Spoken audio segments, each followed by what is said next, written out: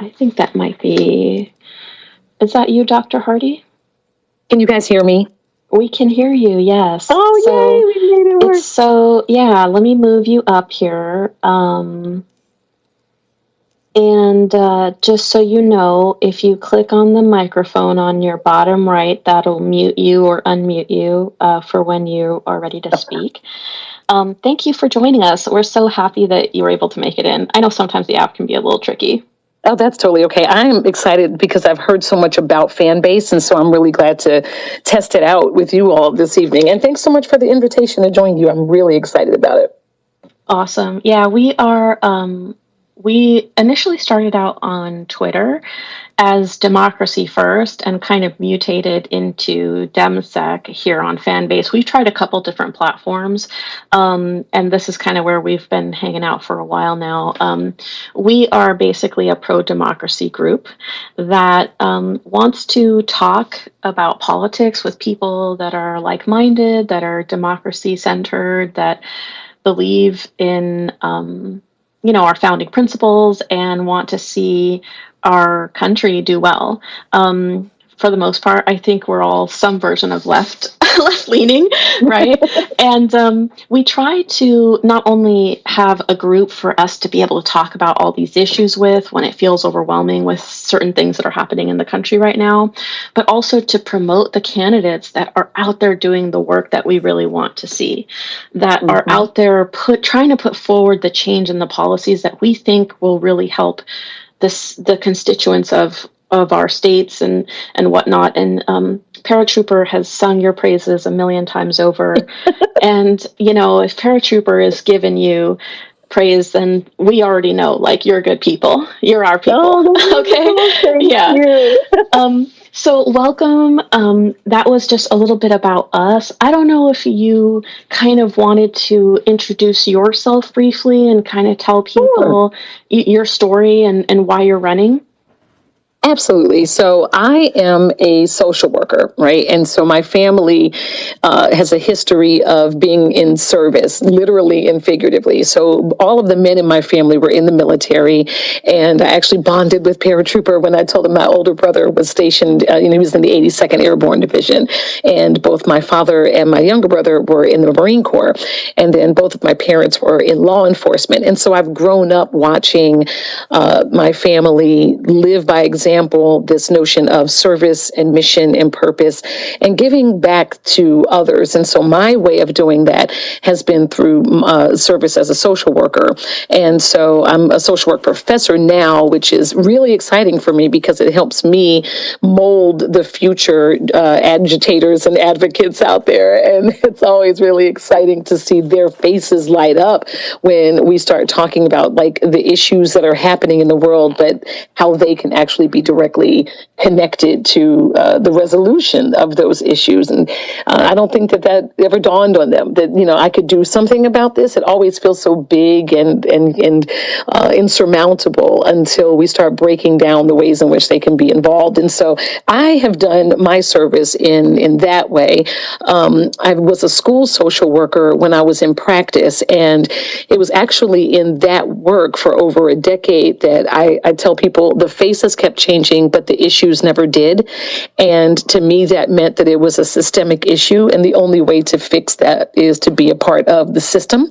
And that's when I decided to go off and be a fancy academic, because I thought that academics and policymakers worked collaboratively on policy, and I was so naive. And so I just decided that there have to be other ways to do it. And over time, I've done things like I've been on the board of directors for Lillian's List, an organization that supports and promotes pro-choice women. I've been on the board of the New North Carolina Project, which focuses on, civic participation among Latinx and African American voters. I am in my second term as second vice chair of the North Carolina Democratic Party. I was second vice president of the Democratic Women of North Carolina. And in all of that, I got to see up close and personal the last election cycle. And while North Carolina certainly has some wins that we should be proud of, not getting Kamala Harris over the finish line it was a big disappointment, to say the least. And now that we've seen just how many of the things that she said was going to happen have come to pass, and the horrible tragedies that have come as a result of that, it's been just that much more important that we're like, what can we do to hold him accountable in the interim until the next presidential election? And so I thought, this is a seat that is flippable given the incumbent's history. And I think I know this district well enough from all of the time of serving here that I have, that I could represent us in Congress and take this seat back.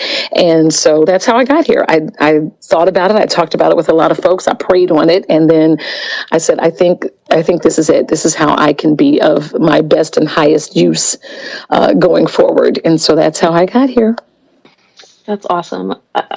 There was so much that you said that not just that I resonated with, your journey, your history of service, but that aligns with the questions that I have for you today. Because one of the things that really stood out to me about you when, we were doing all this research was service. And I have that written here in my notes in bold letters, right? Service, right? Paratrooper, and I hope you don't mind, but he told us this story. And I feel like it just says so much about you. Okay. He was mentioning that he went to go meet with you. I think you guys had like a dinner event planned of some sort. Yes. And your kids had an event, and you ended up running late because you were helping your children, and you were being like a mom on top of a worker on top of like a service provider, right? And I remember when Paratrooper told me that, I was thinking, first of all, I think it says so much about your character that you were like, hey, I'm sorry I'm going to be late because like my kids are a priority in my life, right? And that it feels like you're like us. Okay. Yeah. And there's so many people that run for politics that it's like, okay, I think it's great that you were successful in business, or that your dad was successful and he made a name for you, right? But what does that have to do with us? What does it have to do with service? And your story is so like, from top to bottom, I told my best friend, I said, they must be putting something in the water in her family, because your dad was in the service. Your mom, if I'm not mistaken, worked for state as an agent, right? And then your brothers, obviously, who were in the military, and then your social work background and teaching background, you are a family of service. Yes. And that makes us feel like, okay, first of all, you understand our issues. You understand what it is like to be late to an event because you got to take care of your kids, right? You don't have 20 nannies to do that for you. And you also understand our struggles as normal, everyday citizens so that you can actually help us, right? Can you kind of speak a little bit as to what your role working in social work, being in these homes, dealing with children directly that are dealing with poverty, abuse, trauma, you name it. How has that informed your platform and what you want to do for the people in your district?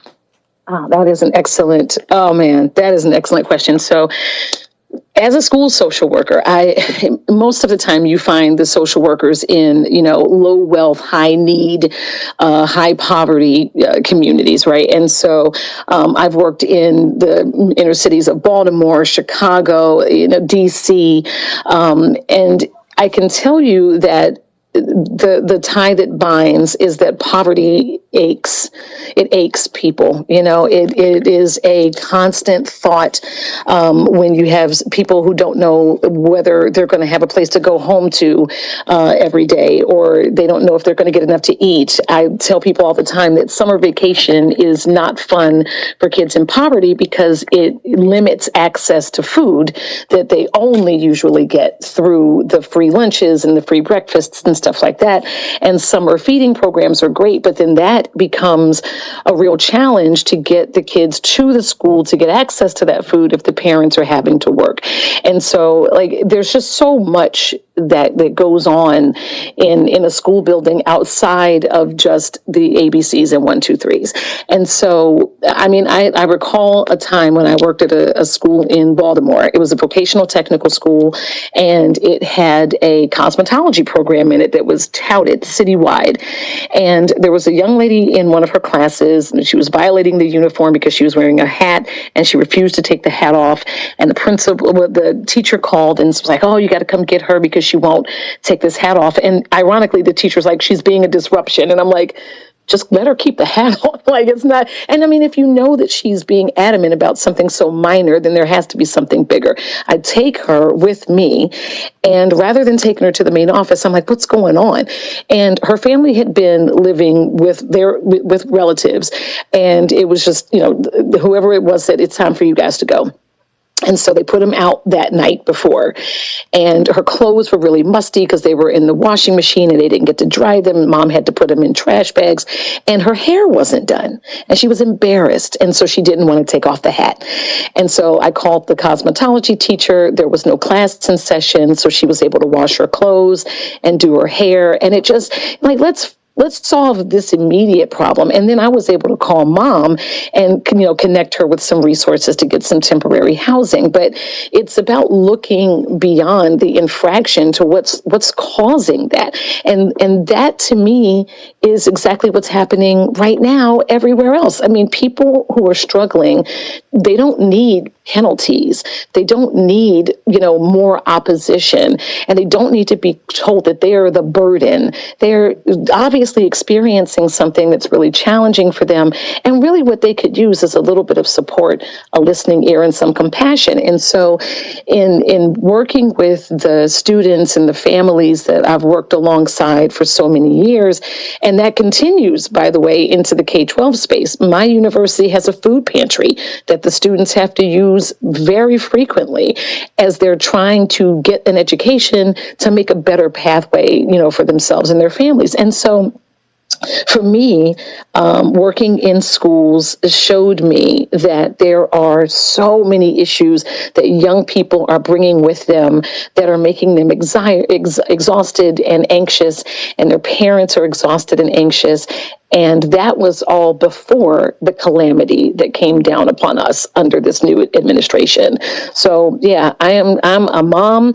I'm a single mom, always have been, and it hasn't always been easy, but I know what that feels like. And I tell people I'm not running for office because I need a job, right? I'm a tenured university professor. I'm running because someone else does. I'm not running because I need healthcare. I'm running because someone else does. And so, that's some of the many ways in which what I've experienced in my practice life has informed what I hope to achieve in my office, in my political life. That's incredible, Dr. Hardy. I'm so impressed. Something about what you said really strikes me as, it reminds me of what Paratrooper is always telling us, that if we really want to create change, it has to start from the bottom up. It has to start with something as simple as dog catcher, mayor, right? And we work our way up from there. We often look at so many problems as a top-down issue, when if we work from the bottom up, that gets immediate results that last. And that sounds like your approach. Exactly. I think it's interesting to parallel your history, your career, and the work that you have done within your community already in service of the community. When I Google you, your name, when it tries to autocomplete, it's like social work, teacher, right? It lists all of these professions that are about working within the community to lift it up. Your opponent, or your possible opponent, because we've got the primary in March and then the general in November, but I'm assuming it might be David Rouser that will be your opponent on the Republican side, right? When I go to Google him, here's what Google tries to autocomplete, just to show the contrast, okay? David Rouser stock trades, David Rouser portfolio, David Rouser net worth, David Rouser stock portfolio, and then of course David Rouser January 6th. Oh, wow. So if you were to measure yourself, you and this gentleman, what do you think are the primary differences in your beliefs and what it is that you're going to try to do when you get elected versus him? Well, I mean, wow, that's really telling. That is really telling. First of all, David does not come from wealth, right? Neither of us do. But David has been able to, as a result of his time in the federal legislature, as a result of his now infamous stock portfolio activity, he has been able to live a very comfortable life. My belief is that when one is able to climb a ladder, they ought not pull it up behind them. Right. I don't begrudge anyone who is able to have a fiscal life that has been comfortable. That is what we all strive for. And if you are able to accomplish that for yourself, to whom much is given, right, much is required. And so if you're in Congress, you have an opportunity to make that pathway possible, to build and strengthen that ladder for everybody else. And so, there's this notion that people who are on social services, for example, are looking for a handout. No, they are not. There's a documentary I show my students in class every semester about the people who fall below the poverty line for what one would consider non-traditional reasons. And one of the women in the video says there is a certain amount of pride in being able to take care of yourself and a certain amount of shame in having to beg for everything you get. People do not want a handout. They want someone to go and fight for them. And that is not what we have seen David Rouser doing. We have seen him actively doing exactly the opposite of that. As recently as a few days ago, putting forth 2 pieces of legislation to outlaw the ability of us to protest. And so you make life calamitous for us, and then you get mad and want to, make it illegal for us to protest against that. Like, that's insane. And so it's the most American thing ever to be able to protest the government when we feel like the government is overreached, and he wants to make that illegal now. And he doesn't really ever do anything that it benefits the community. So, for example, he hasn't done a public-facing event with constituents in 8 years, right? So we have 8 counties in our district. And so I had my campaign manager, Olivia, and I, talk it through. I said, I want to do a launch event in all 8 counties in 8 consecutive days. And she's amazing. And she was able to do all the logistics, and we pulled it off. And each one of our launch events was also a school supply drive. Right? There's another event that we held in Brunswick County where they also collected women's hygiene products. There was another event we had just about a few days ago down there, and that one was to bring in laundry and hygiene items for the Suds of Love truck. That's a mobile shower and laundry facility down there. And so, everything that we do, we try to give something back in the doing of it, just in the running for this office. And meanwhile, we haven't seen David Rouser in 8 years. And so, I think that's the difference, right? It's I am a regular person, but I am pained by the struggles of other regular people, especially when you consider that there are offices in place to help with that. And all David has done is rubber stamp opportunities to make life that much harder. He wants to eliminate the U.S. Department of Education. He hasn't gotten a piece of legislation passed, though, since the Obama administration. So hopefully that continues so he can't do more damage. But if nothing else, he is complicit in the harms that Trump and his administration are letting happen. And so I think that's the difference, is that David seems to be very self-interested, and I am very focused on the community. Yes, and you can kind of see it in the things that he does choose to get involved in, right? I know that there's a bunch of considerations that I hear from paratrooper often about things in regards to water in your district. Oh, wow. And yes. his embroilment in this water permit situation, his stance against trying to remedy climate change. I noticed in your platform you are determined to put forward green energy opportunities, not just to give people jobs in your district, but so that their kids have a healthy, clean community to grow up in. Correct.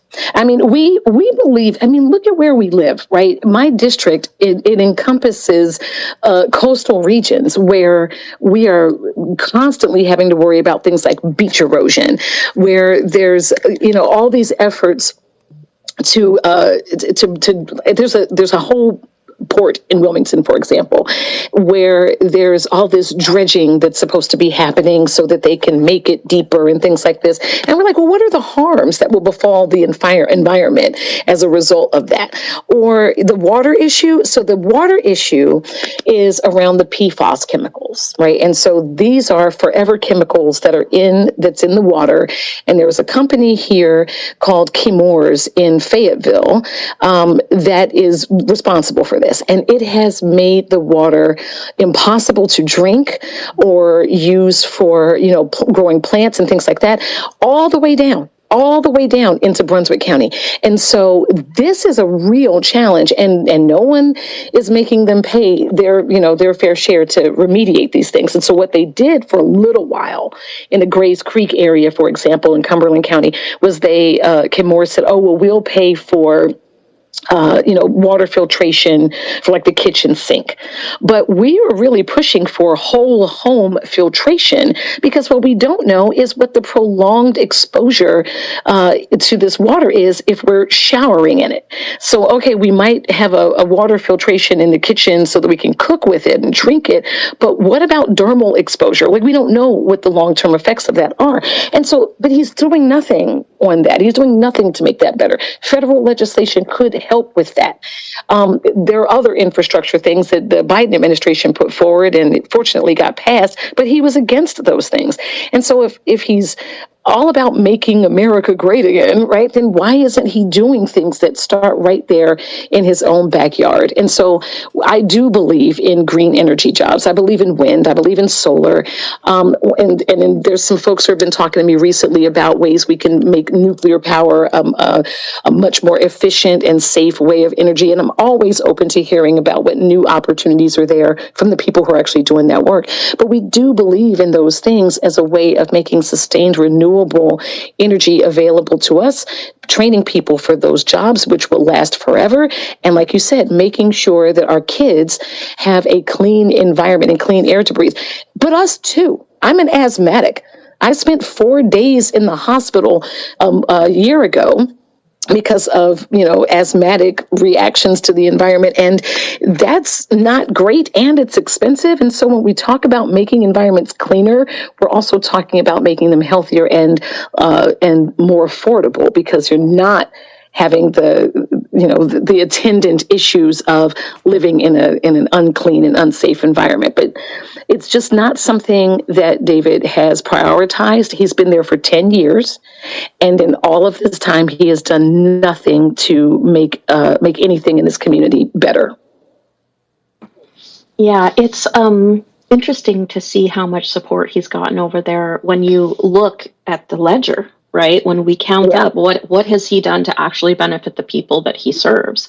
And I think that's the difference between running because you feel like you just want to have a title versus to be of service to others, right? Right.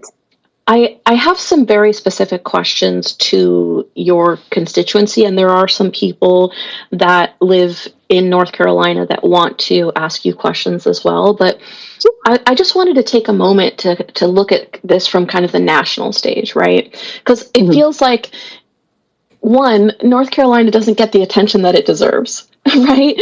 But at the same time, because we're so inundated with what's going on the national stage. Right. So just to kind of get that out of the way, I'm really curious on your thoughts of the current regime and what surprises you the most about what Donald Trump is doing, what direction he's taking the country in, and what is it that you hope to either stop or start when you come into office? I'm saying that in the affirmative because we're rooting for you. We are going to, I believe I'm a woman of faith. And so there's a Bible verse that talks about speaking those things that aren't as if they are, right? And so, yes, when I win this seat, that's what we're going to say. I will tell you that one of the things I'm most surprised about with this regime, and I love your use of language there because it is appropriate, is the rapidness of the deterioration in society. I mean, it's just literally day after day after day. It's an onslaught. And I guess we knew it would be bad, but that it has been this bad, this fast, and this consistent is probably one of the things that's most surprising. I mean, you think, oh, he's got 4 years. What harm was he going to do? And it feels like we've lived 2.5 of those years already. And so I'm very shocked at just how bad it's been for how long and how consistently. And it's ubiquitous, right? It's every area. There's national policy, foreign policy. It's, this taking out your vengeance on your enemies and things like that. I mean, it is, and there's no bottom. There is no bottom for Donald Trump. And as much as I'm disheartened by the way that these things have happened, it's only possible because he has a Congress that is complicit, right? Donald Trump won't be able to do this when we take back Congress after this election cycle. And he knows it. He knows it. And so for me, I think it's been so surprising how much he's been doing, how far reaching the damage has been, but that there is next to no courage in Congress to stop him from his own side of the aisle, despite how devastating the effects of these things are for their own community members. That is a new low. I think we've reached a new low, but then every new day brings us a little bit lower. So there's that. I mean, and think about it. Even when there is some version of pushback, Tom Tillis, right? Thomas Massey.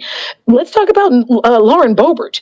Right? Lauren Boebert has been a Trump supporter strong for her whole entire, but as soon as she decided to sign off on the Epstein files needing to be released, then he decides this water quality project that would help the people of her district, he's going to veto it.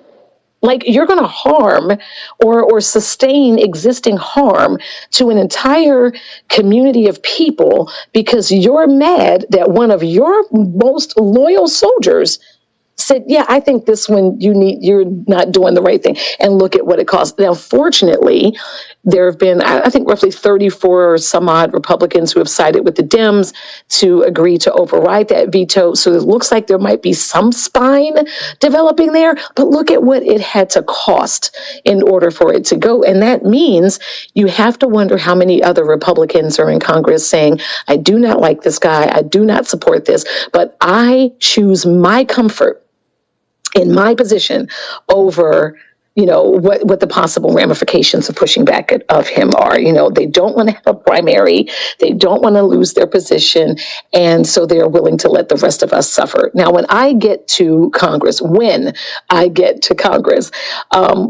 campaign platform is actually a three-legged stool of better jobs, better schools, and better healthcare. And so for me, those are some of the things that I want to do. So just today, we had the Moms of Liberty were here in Cumberland County at a school, and they were with the Secretary of Education, and I don't know why they were here, because they were also with TPUSA. And what we're told is that the students at the middle school that they were going to were told not to tell their parents that they were coming. Like, that's madness, right? But if we talk about better schools from the federal level, that means ensuring that the resources monetarily and otherwise are in place so that children who need special education services like IEPs and 504 plans, which I've written many, many times in my career, that those resources are available for them. It also means that at the collegiate level, students who want to further their education are able to do so because they're able to access Pell Grants and federal student loans and things of this nature. But those things all go away if David Rouser gets his way and we abolish the Department of Education. It also means that federally I can send funds back home to the state legislature, who can send money to the county, and that way we can, schools that need to be refurbished, teachers can get an increase in their salaries.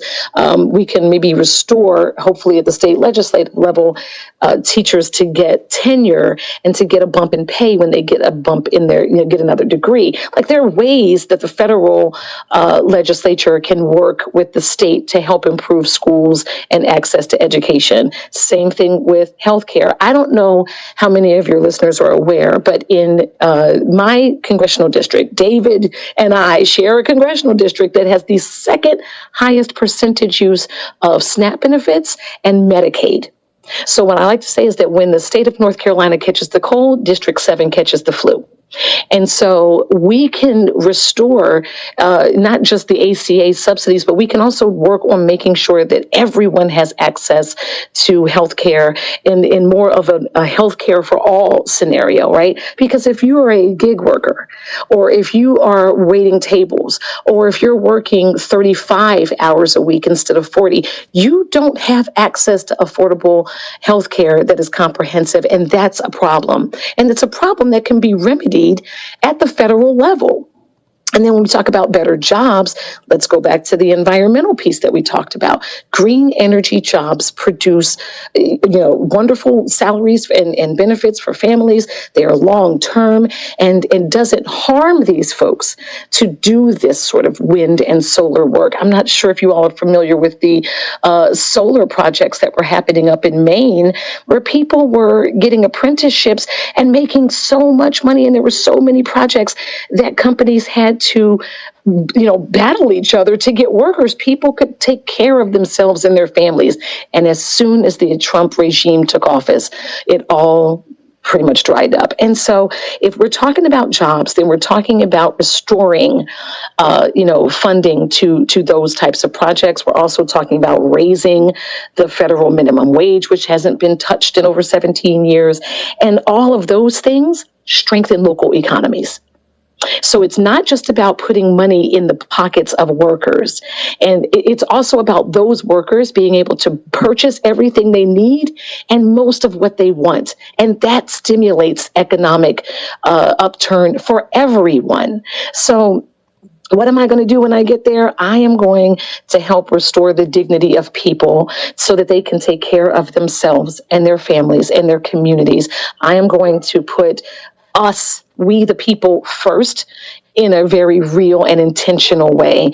And I think everyone who is invested in those kitchen table issues, regardless of party affiliation, can resonate with those things. Or at least that's my hope.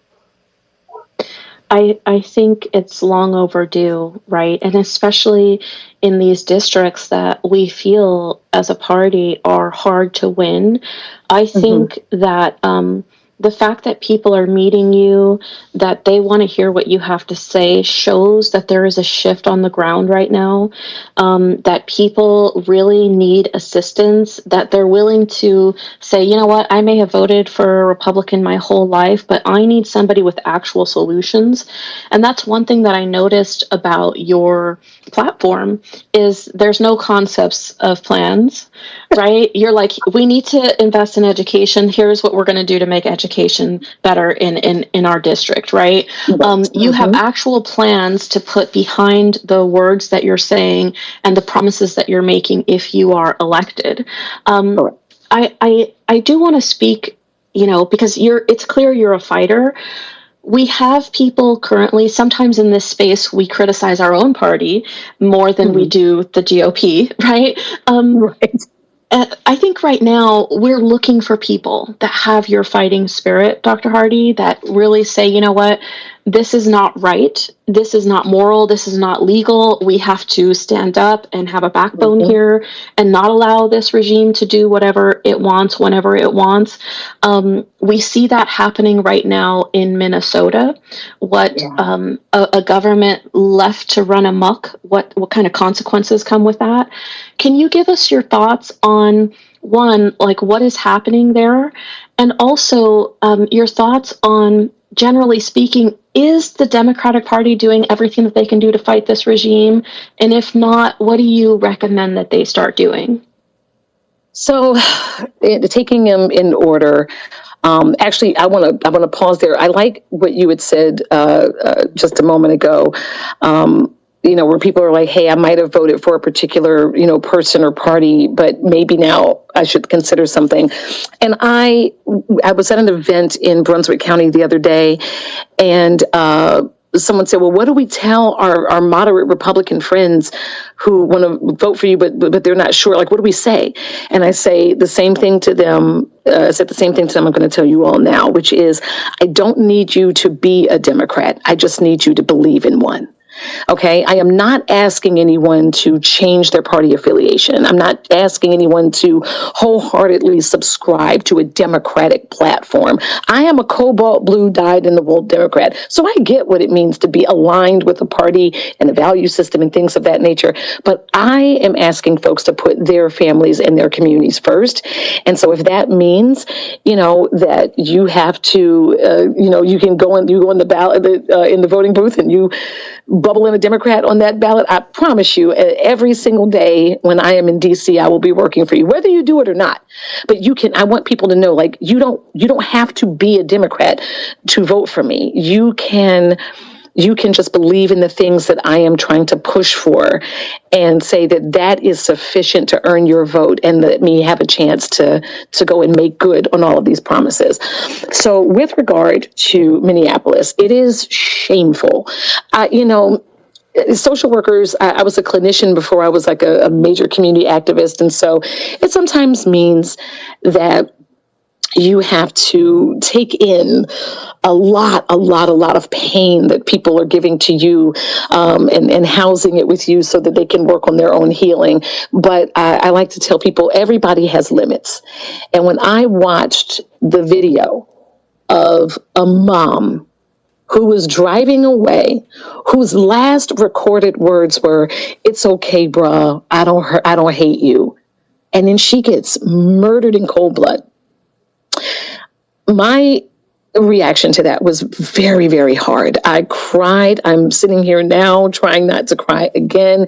And not because this one loss is somehow the catalyst for things, but it's just so brazen. My father retired from the DC Police Department after 32 years. He never shot anybody. He never shot anybody. And now we have someone who gets 47 days of training, and it's 47 on purpose in case you guys weren't aware. And it's exactly why you think it is. And then this woman who was just exercising free speech, but ended her time with this officer, and officers doing a lot of work there, by saying, "It's okay, bro, I don't hate you." And for him to murder her in cold blood that way, it's unconscionable. And it begs the question, like, where is the bottom of what is happening here? And it feels like instead of having any moment of self-reflection, they're just doubling down. And you have one side that sees the inhumanity and the violence that caused Miss Good's death. And then the other side is like, oh, she was a radical liberal terrorist kind of, like, what is that? Why can't both sides see the humanity in what we're talking about here? And so for me, it is distressing, and it is heartbreaking. All of the people who have died at the hands of ICE and this regime, it is all just so horrifying to me. I'm sorry, I got so wrapped up in my emotions that I may have missed part of the other part of your question. You didn't. You nailed it. Good. It's interesting because yesterday I was watching a video. I myself am not a particularly religious person, but I was watching a video of a preacher who was saying, as of this moment, I want everybody in my service, all the priests, right? Get your wills in order. We need to go onto the front lines and get your wills in order. We're stepping up here. If we're going to be about this, if we're going to talk about this, we need to be about it, essentially. And to hear that is where we are in this country right now, where a priest is telling his other priests, like, we need to get prepared to put our lives on the line.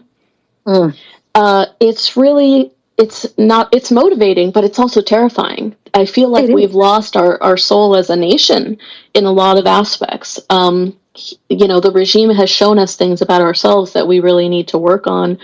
I wanted to see if Jasper, if you're there, if you're ready, any questions that you had specifically about North Carolina, or just anything you want to ask. I am here, and I have lots of questions about North Carolina. Thanks for playing with us tonight. I appreciate you. Absolutely. Very excited to talk to you. I mean, just a couple things that are on my mind and in my doom scrolling feed on Twitter world. The recent, not redistricting, but regarding early voting. And you can see, like, I'm in District 10. So they're going after HBCUs, and it's quite clear that that's what they're trying to do. And are you guys having that down in your district? And what can we do to sort of overcome these issues? And I think that if they're doing this in the primaries, obviously they're going to try it again in the general. So correct. How can we fight back to that situation? So, I mean, and it's so, and the fact that they're so transparent, like, they're not even hiding their hands, it's crazy, like, what they're doing with A&T, and I'm sure they'll do it with other HBCUs as well. But if you want to push back against this, it takes the people coming out and making their voices heard. So, when in the shorthand, it's organize, like, go tell people what's happening. The average person, and that's none of us that are on this call. You know why? Because it's a Wednesday night at 6:00 in the evening and we're having a good time talking about politics. Like, that's not the average person, right? The average person is trying to get dinner on the table, help kids with homework, and figure out how they're going to pay these bills, right? And so I'm kidding when I say we're not average, we are, but, like, the average person is not paying this much attention to politics. And so they might not even know in their own communities that these are the types of things that are going on. And it doesn't need to be in your own community. You just have to believe that democracy should be just and that elections should be free and fair and equitable. And if you see that that's under attack anywhere, just like Dr. King said, injustice anywhere is a threat to justice everywhere.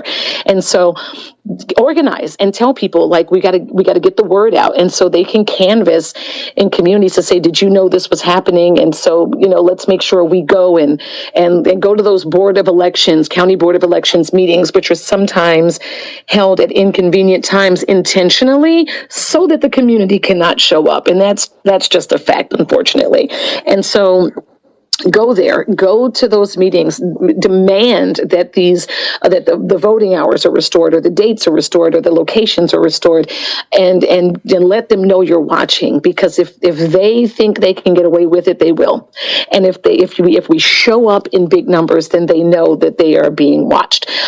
You can also, so there's talking to your neighbors, there's organizing, and then honestly, it's an unsatisfying answer in the short term, but we have to show up and vote in big numbers.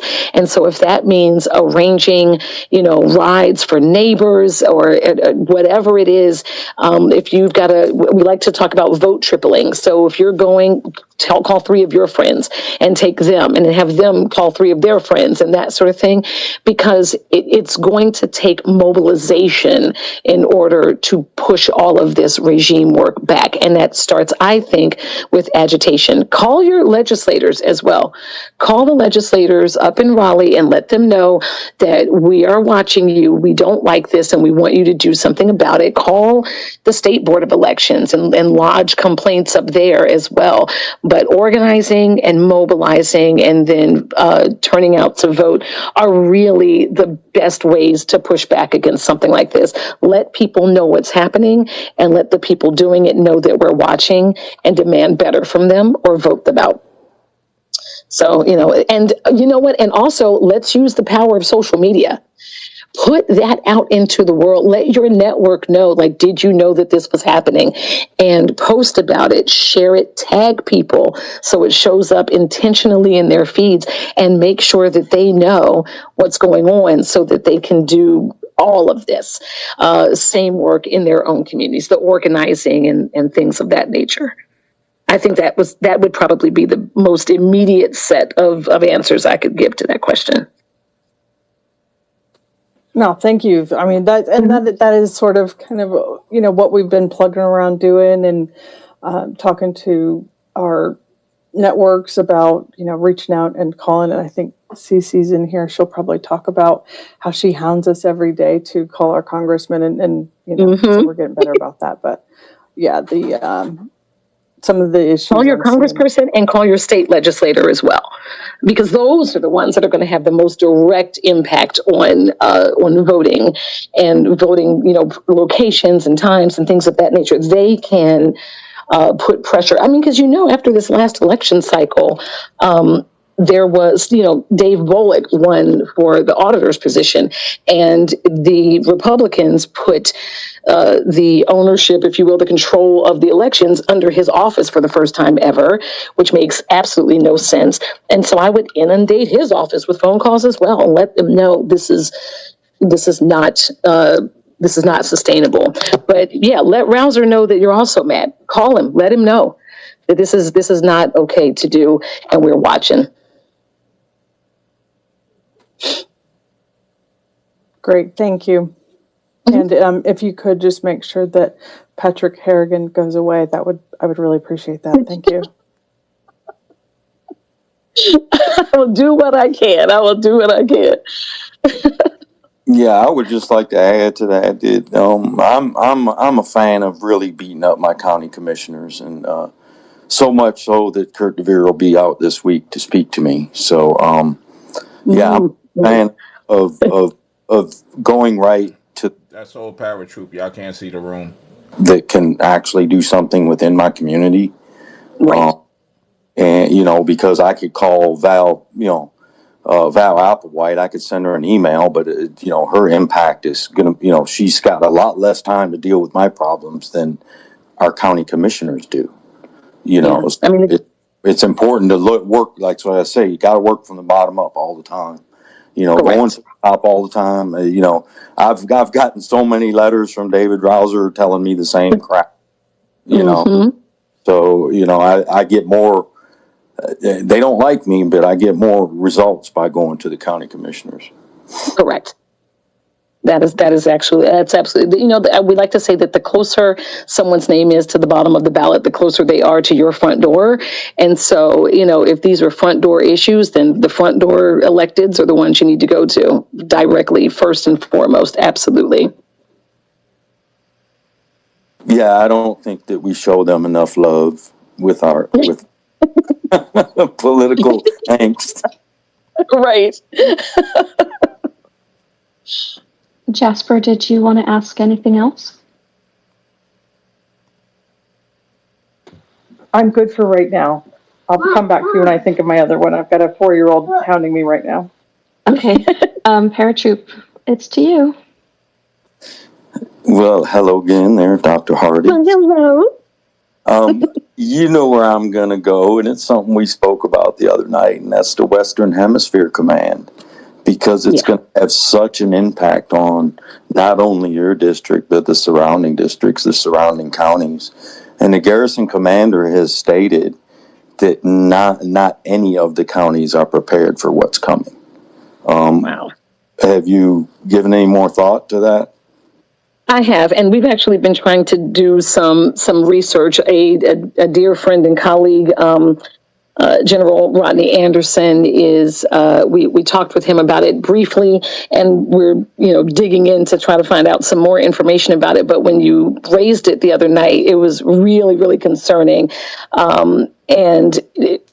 Because we talked about like the impact, like this mass influx of people coming into the area and what kind of strain that'll put on resources that are already really scarce, especially like affordable housing, things of that nature. And so I definitely, I know this is something that a federal legislator could have some impact on. And so I'm doing my due diligence now. As a good nerdy researcher, I am doing some digging, and so I am loath to offer up much in the way of solutions until I do a little bit more research on it. But certainly, it is startling. And until you had mentioned it, I had no idea.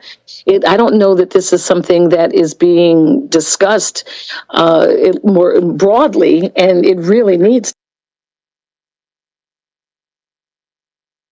As you've stated, then it is going to make it's going to be a real challenge for counties that are already pretty stressed to absorb all of that's coming in. So we're still looking. We want to talk about it a little bit more, but yeah.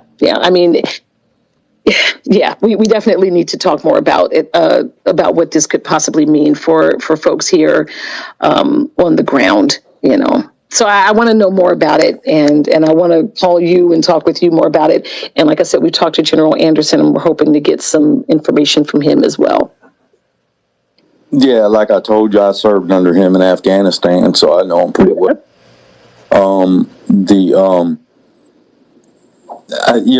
I hate to cut it off, but Shovel put a comment down in the bottom. If anybody has any questions for Dr. Hardy, respond to her message in the chat down below. The influx. It was not ready for the contractors. It was not ready. It was not ready for the healthcare. None of it was prepared for that influx of people.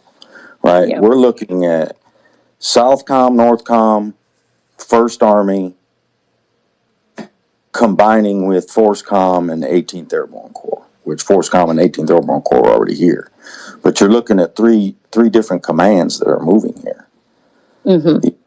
And the estimates in the military community right now are 400,000, but I think that's low.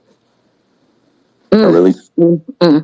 Yeah, we have one major hospital here, right? Like, so, for example, and so, there's so much need already that I do worry about the ability to absorb all that is coming in.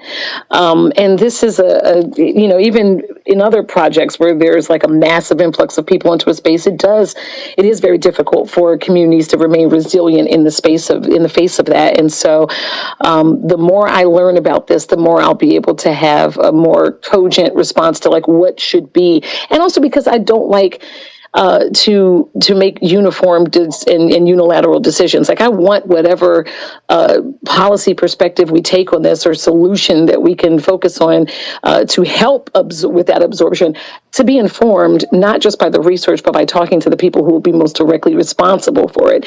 And so, my job is to be a representative. So I want to hear what the folks that know what this will be, what is the experience that you have had with this, and then how do we take that, ratchet it up for this massive population increase, so that we can maintain resilience in the community while also growing capacity to accommodate that, right? So I intend to do a lot more research about this so I can figure out what is the most appropriate way to respond to this coming set of problems, is what it sounds like. Yeah, and how do you continue to build houses with wells on digging into contaminated aquifers like they're doing out here? Correct. Exactly. Why is it you don't have county water like Bladen and Robeson County? Exactly.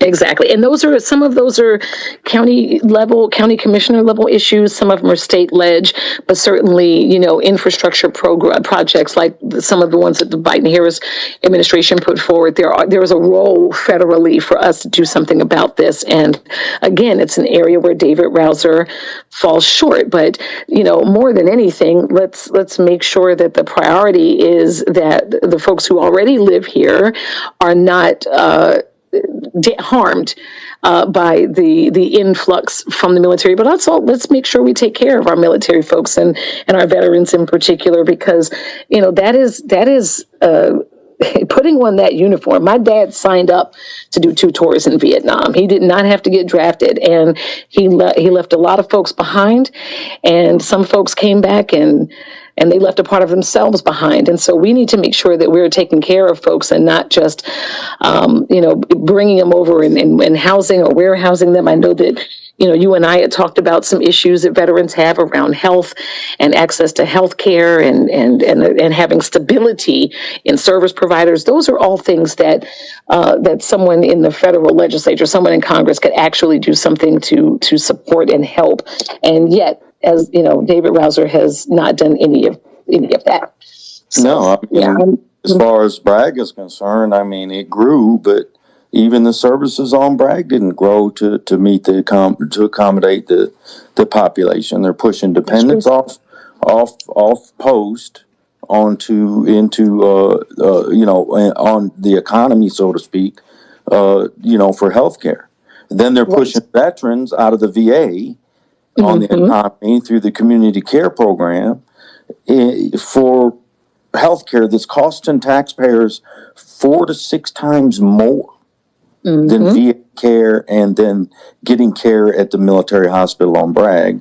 And to caveat that, in Apprentice, the Presidential Apprentice Season 1, part of his intent was to privatize military hospitals, and I still believe they're moving in that direction.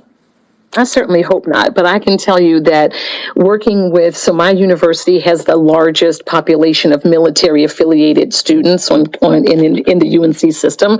And so we have a ton of students for whom accessing healthcare is absolutely horrifying. And they will come to class and say, listen, I can't take the exam because I have an appointment with the VA. We're like, just go, because we know if they miss it or if they're a few minutes late to it, that's another 6-month delay in being able to get in to see a doctor. And I'm talking about folks who have needed surgeries, folks who have needed prescription refills for mental health care, and the ones who have dependent age children.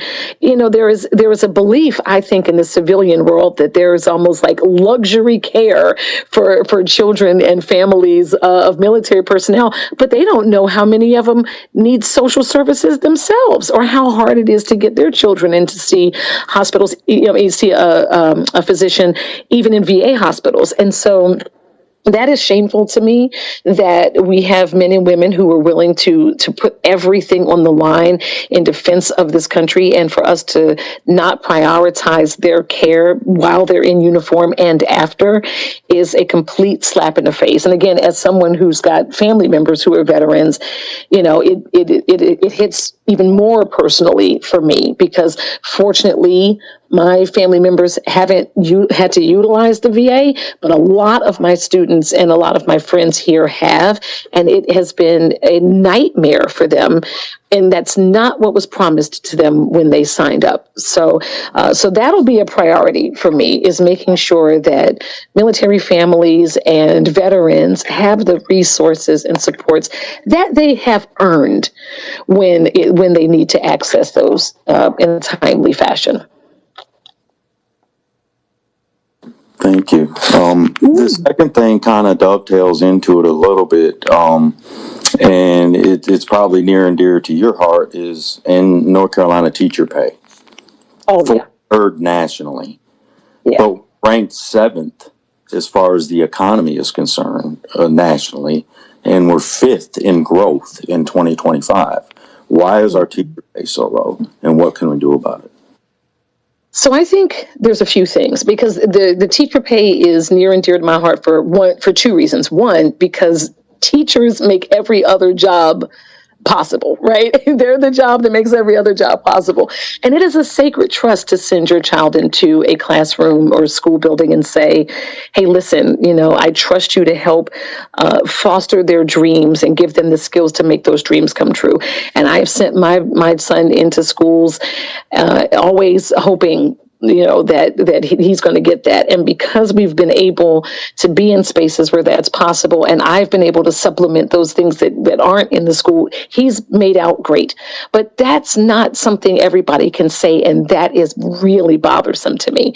Also, when the teacher pay was cut, the school social worker pay was also cut. We're on the same pay band. And so as their fate moves up and down, so does the fate of my social work colleagues. And those social workers provide very, very valuable services in school buildings and in communities. And so we need to get back to that. So some of the things they got rid of was that, and this is a state legislature thing, but some of the things they got rid of was that when teachers would get a master's degree, they no longer get a bump in salary to sort of offset that cost. And we should be rewarding people who say, I want to enhance my skill set. I want to get even more professional development. And we should be giving them, financial bonuses and otherwise that support that. So now when you have folks who are staring down the cost of a master's degree in education, but they know that they're not going to get any bump in their pay, even if it's something they want to do, they're taking on debt.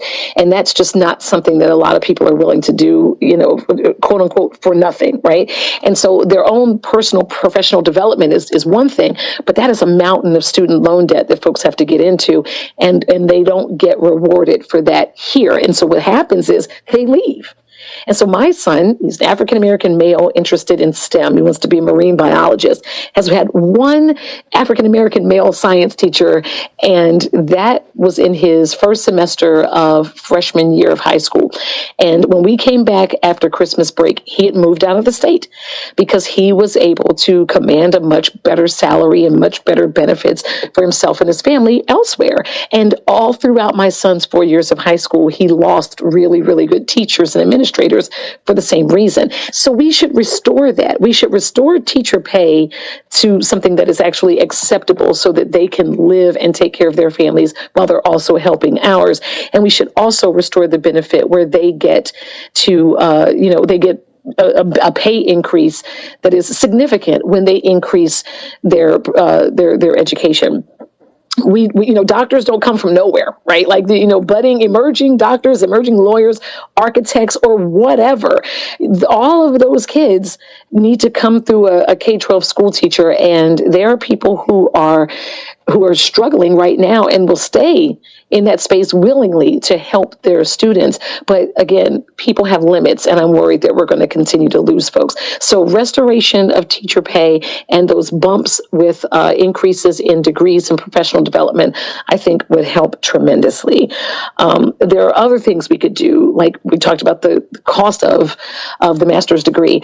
Let's help with tuition reimbursement. There used to be a lot more programs to help offset that cost so that it incentivized teachers to go and increase their skill set and increase their knowledge. And that should be something that we put in place too. And again, these are state legislature things. Well, I am certain that there are, they'll say, oh, it's money. Okay, well then when we make the federal budget, let's see if I can't, send some earmarks down here to say, put this in a pot for the teachers so that they can get the things that they need to help our children continue to grow. I also think that we have to improve education, not just K-12, and not even just the four-year institutions. I myself am a product of a community college. And I remember being a student in community college where you knew that you were in school, you were learning, you were doing things with real professors, but it didn't feel that way. Because and I'm sure, we talked a little bit about this before, but I would say that a good majority of the party, and many of them sat on the sofa in 2024, are not happy. And there's a myriad of reasons. And a lot of it has to do with the establishment of their party, and their eagerness to become friends with the other side. Well, I'm sorry that those days are over. Yeah. We can't roll that way anymore.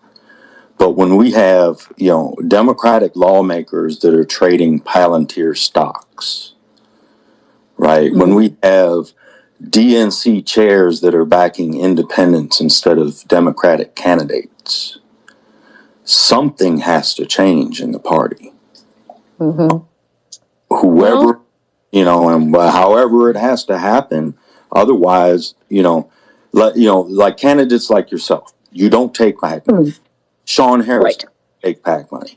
So you rely on us to lift you up, right? Correct. To fund, to get you there, to get you to DC, right?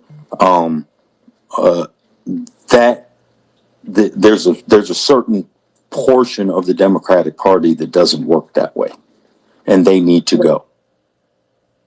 And that is up to the voters in their district, right? Like, if you believe that, like, if you're represented by a Democrat that you feel like is so establishment that they are not pushing back. And I remember now that there was a question, and I apologize for getting this piece earlier about are the Dems doing everything they can to push back? I think if people are dissatisfied with their representation, regardless of party, they need to push back, and they need to push back by circling in the name of the candidate that they think is going to be better for it. I will say that we do tend to paint with a broad Democratic brush, right? And so while I don't necessarily know we see what is happening at these rallies and these protests and stuff, and folks are showing up and they're taking that activism directly to the ballot box. And so if somebody is, like I said, I'm a dyed-in-the-wool Democrat, but if somebody is not representing you and you feel like they need to go, regardless of party, you got to get out there and fight for the people that you want, because they want people who will go to DC and fight for them. And so I don't want to be one of those folks that paints with a broad brush and just sort of says Dems writ large, because I know, for example, what Democrats across the country are doing. I know what the North Carolina Democratic Party is doing under the leadership of our chair, Anderson Clayton. We have now successfully found challengers for every single seat again for the state legislature. And so we have a full complement of Democrats who are ready to go out there and kick butt and take names. Like, we are not rolling over for this administration here in the state or at the federal level. So what can we do to push back? Everybody's got to continue to do those things. Show up at the rallies. Someone said once that the rallies don't matter. They do matter, because it tells people that they're not alone and that they're not like they're being fought for. And when they got there, they found literally thousands of people who felt exactly the same way. It gives them an opportunity to participate in the movement in a bigger way. So, again, people want someone who's going to fight for them. And I don't care if it's a Democrat or a Republican. If you're not fighting and really taking it to the opposition right now, then the voters of those with mental health, making sure that they're safe, because a lot of times, some, not all, but some cops just kind of use excessive force, or they don't understand. And it makes me uncomfortable seeing the police dealing with mental health crisis. Mm-hmm. And I feel like we need to do something to make sure that those that are having it with police departments, so that when there is there can be a number that one calls, right? 911. There's a violent, urgent emergency, but maybe there's another number that we call to say, hey, we're really concerned. There's someone here exhibiting some mental health, challenges. And instead of bringing police officers who are genuinely untrained for that kind of de-escalatory work and that sort of triage on the scene, having social workers come out with the police officers to do that work, I think, is a really, really good idea. And there are police departments that are doing that. They recognize that there is an expertise that they can tap into. makes people loath to want to call the police when there's a genuine emergency, because they don't want to inadvertently ignite the problem further because someone came who wasn't trained. I also think that police departments and police academies need to have ongoing training for officers around this very work. And it's not really like, technically, they are law enforcement officers, right? And so they should be called to scenes where laws need to be enforced. But there are going to be times where that coincides with someone who has a mental health crisis happening.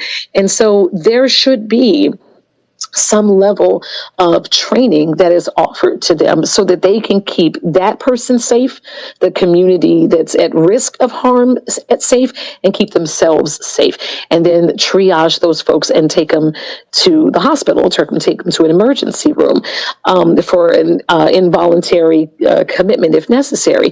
But there should be partnerships. And I think that's really what this is all about. We are not meant to be islands unto ourselves. And so if the police department and mental health professionals like clinical social workers, psychologists, and psychiatrists, clinical nurses, if we all got together and said, well, how can we do this better so that we can make sure that if there is a law enforcement issue, that the law enforcement officers come out, and if that is also a mental health issue, that clinicians are there to help with the de-escalation and things of that nature. I think we can actually get somewhere, and there are so many folks who would be willing to sign up for that kind of work. Now, if you just have cops who are using excessive force because they can, because again they have forgotten their oath to that badge and the community they're supposed to serve, then we have to be better about not just moving them to the next police department or something. There should be a national database that, if someone applies to be a law enforcement officer at any level, from, law enforcement federally to locally, if you apply to be a security guard, there should be some national database that says this guy has had a repeated number of complaints around excessive force and can never wear that badge again, because you have violated the public's trust, and you are the main ones. You're the ones that parents tell their kids to go look for if there is an emergency. And increasingly, parents are telling them not to call police because they are so worried about how situations may escalate. Certain communities more than others, right? And so I think there are things that we can do. We can have partnerships between police departments and mental health professionals, and we can increase funding to community-based mental health agencies so that they can hire folks, and there should be training for police officers who genuinely just don't know how to handle these situations. And for the ones who are just being bad cops, there should be swift and decisive action. They should never be able to wear the badge again. I agree. And I also believe maybe bring social workers along too, like mental health social workers to situations like that. Yeah, that's exactly what I mean. We should be showing up with them. There are some great models around the country and in Canada where social workers work alongside the local police departments and sheriff's offices. And so if the call comes out and they say, hey, and we're used to it, if social workers who work in child welfare are on call 24/7, and so if something happens at, say, 2 a.m, you've got a social worker who is trained to handle that crisis, who will go out with the police officer. And y'all can actually go talk to her is in the Jumbotron in the comments. So we're going to keep it going until a couple of minutes before 7, and then I'm going to shut it down. I would love to connect with you. Oh, wait, and also